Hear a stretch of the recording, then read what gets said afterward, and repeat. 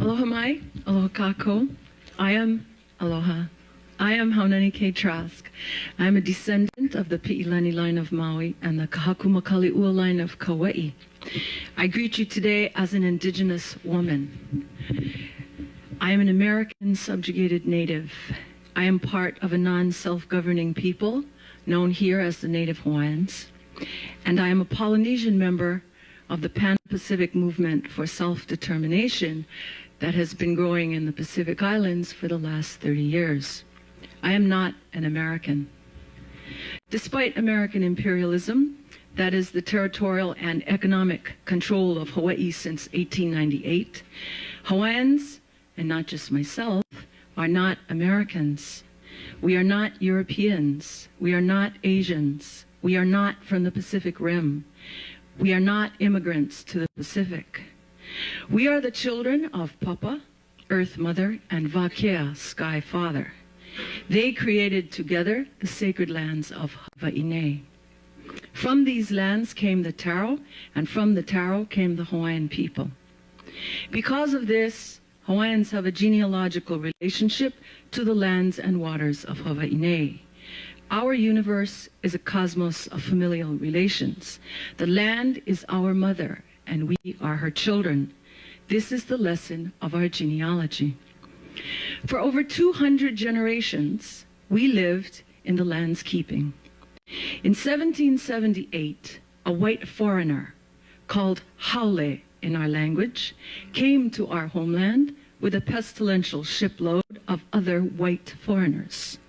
They wanted women, water, food, and general recreation, for which they gave the Hawaiian people syphilis, gonorrhea, tuberculosis, and ideas of predatory Christianity, capitalism, and individualism. 42 years later, in 1820, a different class of aggressive haole, animated by the hatred of all things dark and sexual, brought measles, chickenpox, and a virulent determination to replace the Hawaiian world with the haole world. They were called missionaries. These white Americans were bent on conversion of my people and the dispossession of our lands and waters. By this time, 75% of the Hawaiian people, 750,000 Hawaiians, had died from the coming of the haole. Conveniently for the missionaries, the Hawaiian universe collapsed under the impact of mass death, and the field of conversion was littered with the remnants of Holocaust. In 1893, when Hawaiians were but 5% of what they had been at contact, and when most of our arable lands were in the hands of foreigners, American Marines invaded and occupied my native country, overthrew and imprisoned our chiefly leaders, and established an all-haole puppet government called the Republic of Hawaii. In 1898, Hawaii was forcibly annexed to the United States against the expressed wishes of the Hawaiian people. By 1900, all Hawaiian language schools were closed.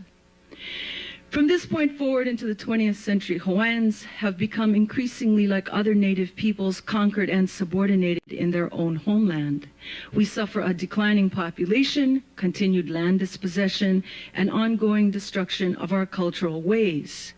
American militarism during World Wars I and II and the Vietnam War swallowed up more lands, 600,000 acres in the Second World War. As a nation and a people, Hawaiians are no longer self-determining. American colonialism has been a violent process for my people. The violence of mass death, the violence of missionizing, the violence of cultural destruction, and the violence of the American military. It is out of this circumstance, then, that I speak to you today.